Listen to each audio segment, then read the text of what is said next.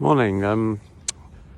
I was meditating this morning. I just thought about beginner's mind, something that came to mind. So beginner's mind is, I remember reading about this many years ago, when I was just really starting to become aware of something called Zen. Seemed very fascinating, didn't really know what it was, seemed a bit inaccessible. Anyway, all these years later, I've now been meditating every day for 9 years.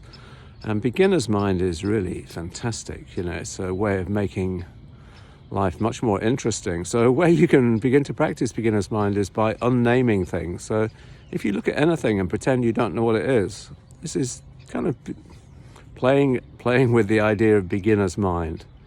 But whatever you're doing, you should try and get into this state, because it makes you approach it with a much more care, much more careful way, much more interesting.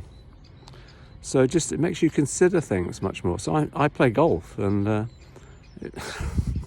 golf is an incredibly difficult sport, and I'm like a mid-handicap golfer, so I'm not a great golfer, but I'm not rubbish either. So, but when I look at the ball, I've got the club in my hand, I can, my body knows what to do, it knows what a golf swing is.